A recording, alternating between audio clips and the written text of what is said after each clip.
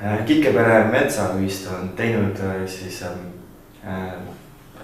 siin metsamaastikul sellise ainulaadse ettepaneku Pärnumaa metsaseltsidele ühistutele, et võiks hakata edaspidi nagu ühise nagu kaabu all tegutsema, et mis selle ühinemise selliseks ajendiks oli ja kuidas on selline vastukaja selle esimesele uudisele nagu olnud siis või? Selle ühistute ühinemise mõtet on tegelikult seedinud, ma arvan, kõik Pärnumaa metsaühistud ja seltsid ja ühingud juba mõnda aega. Eks siin kindlasti on üks asi see, et me oleme omavahel ka rääkinud sellest, et ühel hetkel jõuab MTÜ-na tegutsedes administreerimise ja jõudmise piir jõuab kätte kuskil 100 liikme peal, et siis tegelikult enam vabatahtlikust tööst jääb väheseks.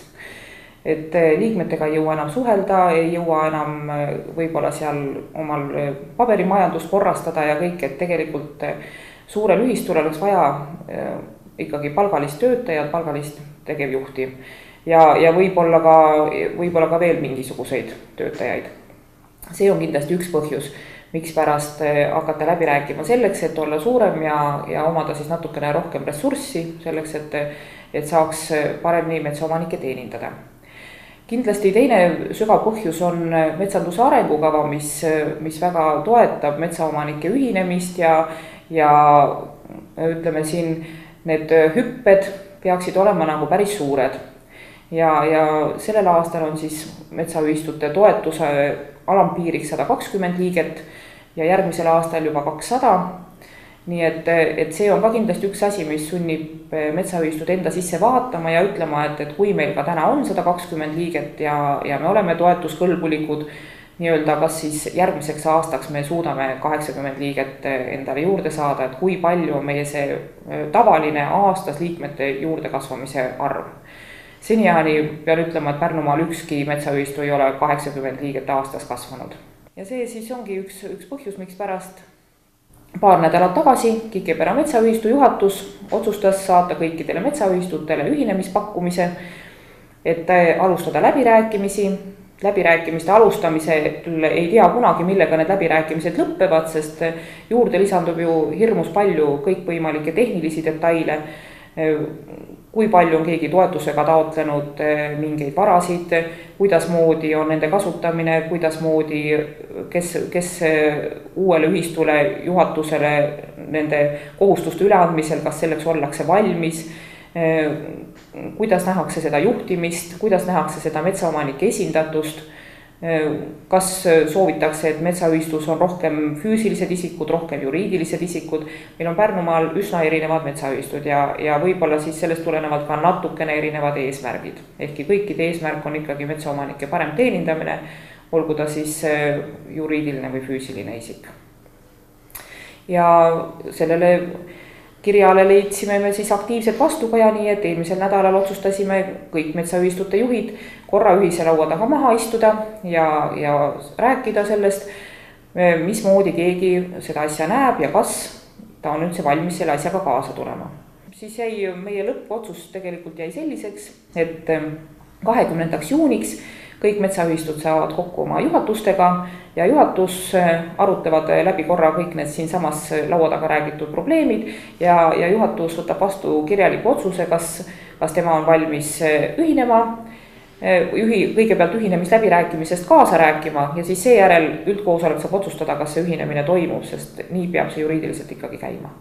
Sest kindlasti ei saa need ühinemisläbirääkimised olla nii kiiredeks, et me nüüd 6 aja jooksul oleksime kõik 9 ühistuks ühinenud. Me tegelikult ikkagi arvame, et see reaalne aeg on ikkagi tegelikult aasta või ütleme äärmiselt optimistlikult mõeldes võiks olla nii, et sellel aasta lõpus teevad kõik oma bilansid ja järgmise aasta algusest saab nende bilanssidega minna nagu uude ühistusse, aga ma arvan, et ka see võib olla natukene liiga optimistlik, sest paraku suvi tuleb vahele ja suvi natukene pärsib seda kooskäimist ja ühiseid arutelusid. Ehkki kõik on siiski kinnitanud, et nad on selleks valmis, et see aeg tuleb ikkagi leida. No üldjuhul on selline metsaühistu käesoleval hetkel kokku kutsutud selleks, et jagada siis metsandusalast teavet üksteisele, samuti taotleda ka erinevaid toetusi, et kui nüüd selline suur metsaühistu on nüüd loodud, kas on ka ette nähtud siis ka selline metsaühistu pakutavate teenuste plahvatuslik kasv või siis või on ka tekkinud või on ka tekib sinna võimalus, et see üldjuhul selline mittetulundusühingu vorm jääb lihtsalt sellele suurele ühistule lihtsalt nagu kitsaks või piiratuks, et kas ka siin on nagu mõeldud natukene tulevikku? Me siin detailides seda tegelikult läbi mõelnud ei ole, aga siiski tundub, et mittetulundusühing on siiski metsaühistule kõige parem tegutsemisvorm. Siin kõikvõimalike toetuste taotlemisel Maksuamet tõlgendab ikka nii, et kui tulu on, põhitegevusega seotud tulu on üle poole, siis sellisel juhul on seal toetuste taotlemisel piirmäärad teised, eks, nii et ta võrdsustatakse nagunii sellisel juhul äriühinguga. Aga siiski tegelikult põhikirjaliste eesmärgid järgi me arvasime, et ikkagi metsaomanike teenindamine ja sealhulgas ka väike metsaomanike teenindamine on kindlasti üks kõige olulisemaid asju. Sest vaadates siin meie põhjanaabrite soomlaste juurde, siis seal näiteks juriidilised metsaomanikud üldse toetusi ei saa taotleda, mis siis teeb ka siis nende metsaühistutesse kuulumise mõttetuks, sest põhiline on ju ikkagi saada neid teenuseid ja toetuseid läbi metsaühistu, kes siis abistab nende taotlemisel ja nende elluviimisel, nende tegevuste elluviimisel, on see siis istutamine, noorendiku hooldamine või mis iganes. Et aga kuna meil on see piir selle juriidilise metsaomaniku ja füüsilise metsaomaniku vahel on tihtipeale nii habras, et tänu meie seadusandlusele on väga paljud nii-öelda oma talumetsa majandavadki juriidilises vormis, siis ma praegu ei näe küll takistust sellele, et metsaühistusse kuuluksid nii juriidilised kui füüsilised isikud. Praegu Kikepära on juba ka tegeleb juba teist aastat metsa ühismüügi korraldamisega ja tegelikult on meil need metsaomanikud seniajani andnud ainult positiivset tagasisidet, et nende see asi on läinud kõik väga hästi, nad on selle teenusega rahul ja tegelikult meie käest on juba ka küsitud, kas me ei hoolda noorendiku, kas me ei istuta, ehkki seni on siiski ka metsaomanikud enamikus sellega ise hakkama saanud, eks, aga nad on selliseid küsimusi on juba esitatud, nii et järelikult tegelikult see teenuste pakkumine ja selle tööde organiseerimine peab minema tõesti ampluaa laiemaks kui ainult ühismüügi korraldamine ja toetuste taotlemine absoluutselt, eks, mis on siis üks asi, mida metsaomanikud läbi metsaühistu saavad. Et kindlasti. Ja see on ka üks võimalus jälle metsaühistul nii-öelda pakkuda teenust ja saada ressurssi oma tegevuste elluviimiseks, sellepärast et eks igal asjal on hind, tasuta asju paraku olemas eriti ei ole. Nii et see praegu see ühismüügi teema, kus meil on olemas ka erametsakeskuse toetus siseriiklike toetuste näol, siis see on igal juhul metsaomanikele palju huvi pakkunud ja nad on väga rahul sellega, just eriti need, kes ei ela oma metsakinnistule lähedal ja kes tegelevad sellega võib-olla tõesti ükskord 10 aasta jooksul. Kas te peate õigeks seda tendentsi, et nüüd edaspidi ikkagi sinna metsatoetuste andmine kuidagi nüüd seotud selle metsaühistu liikmete arvuga? Kas see on jätkusuutlik ses mõttes või? Et see, et toetus saab taotleda ainult ühistusse kuuluv metsaomanik. Ma arvan, et mingil määral see on õige. See kas või sellepärast, et ühistust peaksid tulema kvaliteetsemalt vormistatud toetused ja nende administreerimine peaks olema korrektsem kui igal metsaomanikul eraldi, absoluutselt mitte kahtlusele alla pannes nende oskusi ja teadmisi, aga kui metsaühistu tegeleb sellega aastas ikkagi mitu korda ja võib-olla kuuski mitu korda, siis selge see, et metsaomanik, kes taotleb seda kas või kavatoetust ühe korra 10 aasta jooksul, ta lihtsalt ei saa mäletada, mida ta sinna eelmine kord kirjutas ja vahepeal on muutunud seal vormid või tingimused või piirmäärad või mingid asjad, eks. Nii et selles mõttes administreerimise mõttes oleks see mõistlik. Samal ajal ma ei ole kindel, et see on nagu väga põhiseaduslikult õige, et sunnismaisus ei ole tegelikult ka päris õige lähenemine, et ainult nii oleks võimalik saada. Aga on siiski, ma arvan, neid toetusi, mis nõuavad ühistulist tegemist. Kavatoetusse näiteks ei ole. Kava koostab iga metsaomanik iseendale ja seda kava kasutab tema ainult ise, seal ei ole ühistulise tegevusega eriti midagi pistmist.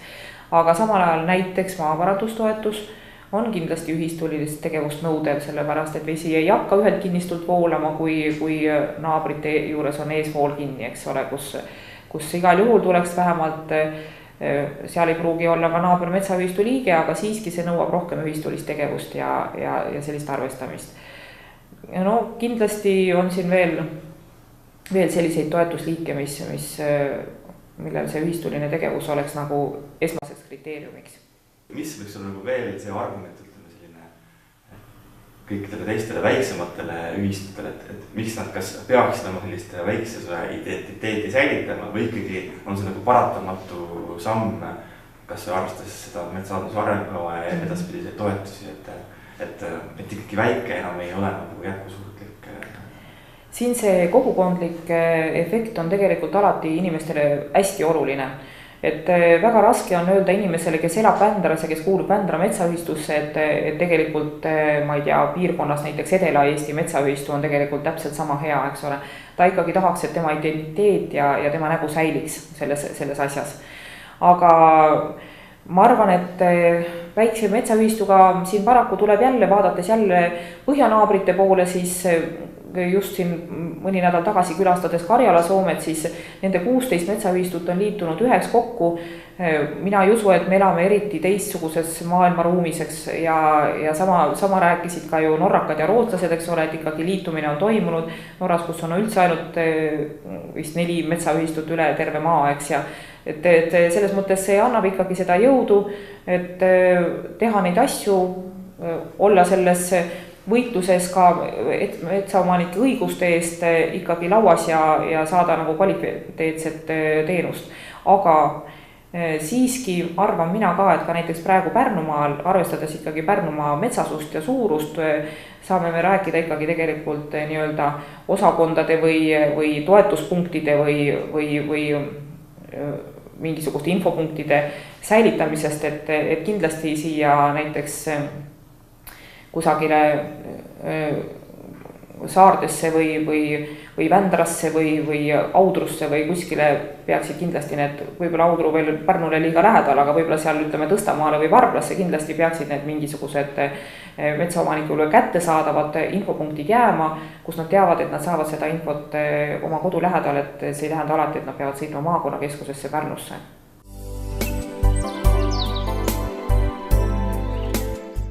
Võrumaa Metsaomanike Liit on asutatud juba ammu 1996. aastal. Vahepeal oli metsaühistu tegevus ka väiksem seoses sellega, et metsaühistu juhtivad isikud liikusid teistesse kohtadesse, näiteks läksid ära Tallinnasse, et metsaühistulist ühistegevust nagu arendada juba laiemas plaanis. Hakati tegema sihtasutus Erametsakeskust. Võrumaa Metsaomanike Liit on arenenud nende aastate jooksul päris jõudsalt. Suurem ühinemine hakkas taas toimuma 2003. aastal ja praeguseks on meil liikmeid juba 368 metsaomanikku. Need metsaomanikud on valdavalt füüsilised isikud, kuid on ka juriidilisi isikuid ehk siis osaühinguid, aktsiaseltse ja ka nende arv tasapisi tõuseb. praegu on siis juriidilisi isikuid 14. Ja kui rääkida ka siis metsaomandi suurusest, siis see keskmine suurus kõigub vastavalt sellele, kas tuleb suurema metsamaa hulgaga liikmeid mingil ajahetkel või natuke väiksemalt, aga kuna Võrumaal on ikkagi tegemist suuremate kinnistutega, siis ikkagi on selline tendents, et meie metsaühistu keskmine, liikmete keskmine metsamaa suurus on suurem kui Eesti keskmine. Siin erineval perioodil olen vaatanud, arvutanud, siis ta kõigub meil kuskil 30 hektari kandis, kui üle-eestiliselt on 10–12 sõltuvalt siis sellest meetodist, kuidas siis seda metsamaa suurust arvestatakse.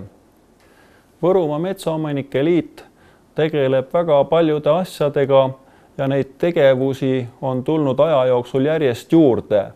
Eks kõige suurem vajadus, miks metsaomanikud metsaühistuga liituvad, ongi kindlasti info saamine, et kuidas oleks mis ajahetkel õige, kuidas käituda, millised dokumendid peavad olema, kuidas esitatud, millal on toetuste taotlemise tähtajad ja nii edasi. Et see info metsaomanikeni ehk meie liidu liikmeteni viia, siis hakkasime koostama sellist infolehte, mida regulaarselt siis oma liikmetele postitame. Ja muidugi hiljem juba on tulnud ka teised võimalused juurde, et kuna paljudel on ikkagi olemas meiliaadressid, siis on meil moodustatud oma liikmete meililist, kuhu siis saame operatiivselt igasugust metsanduslikku infot jagada ja saata. Siis loomulikult hakkas kohe korraga ka pihta metsaomanike individuaalne nõustamine ja selle nõustamise korraldamine. Algselt olin konsulendiks ainult mina, kuid nüüd aja jooksul on tulnud meile konsulente juurde ja mina enam nagu individuaalnõustamisega otseselt ei tegele, saan pühenduda tugiisiku tööle. Meil on 3 konsulenti, Aavo Saks, Joel Kuusk ja Aarne Volkov, kelle poole siis saavad metsaomanikud otse pöörduda või siis kelle juurde juhatan siis mina neid selle individuaalnõustamise saamiseks. Peale selle siis oleme hakanud tegema igasugust sellist ühistegevuslikku tegevust, näiteks ühiselt taimi tellima kevadisteks metsaistutustöödeks, ühiselt maapinda ette valmistama, ühiselt ka näiteks halupuid valmistama, soetasime metsaühistule halumasina, mis siis käib nii-öelda talust tallu ja siis liikmed siis saavad seda kasutada väikse renditasu eest. See on siis niimoodi, et kas nad ei ole vahet, kas nad siis teevad seda küttepuud enda tarbeks või siis müüvad. Loomulikult korraldame igasuguseid metsanduslikke üritusi. Kindlasti on iga aasta meil 4, 5, 6 rühmanõustamist sellistel aktuaalsetel teemadel, mis hetkel väga metsaomanikke huvitavad, pluss siis ka veel üldiselt metsandust harivatel teemadel. Koostöö selles osas on meil hästi läinud Vooremaa koolituskeskusega, kes siis meile on seda rühmanõustamist tulnud korraldama. Alati, kui metsaomanik tuleb metsaühistuga kontakti otsima, ja kui ta tuleb just selle sooviga, et metsaühistuga liituda, siis on ka temal see küsimus, et mis sellest liitumisest ka talle otseselt kasu võiks olla, siis kindlasti alati üheks oluliseks kohaks on toetuste taotlemine ja taotlemise võimalus. Esimene selline suurem taotlemine või selline suurem teema oli loomulikult metsamajanduskavade koostamine. Hakkasimegi ühiselt metsaomanikele neid metsamajanduskavasid tellima ja ka hiljem siis nendele töödele siis valmiskavadele toetusi küsima. Kui esmalt oli ka sellist varianti, et suurem osa oli siis nendest toetuse taotlemistest sellised taotlused, kust metsaomanik olid juba ise need kavad tellinud ja nendele oli lihtsalt vaja abi selles osas, et kuidas seda taotlust esitada, siis see vahekord on nüüd järjest muutunud, et metsaomanikud tulevadki meie metsaühistu juurde ja siis valmistame nendele juba terve paketi selles mõttes, et tellime ühiselt kavad ja aitame ka hiljem siis toetuse paberid korda ajada.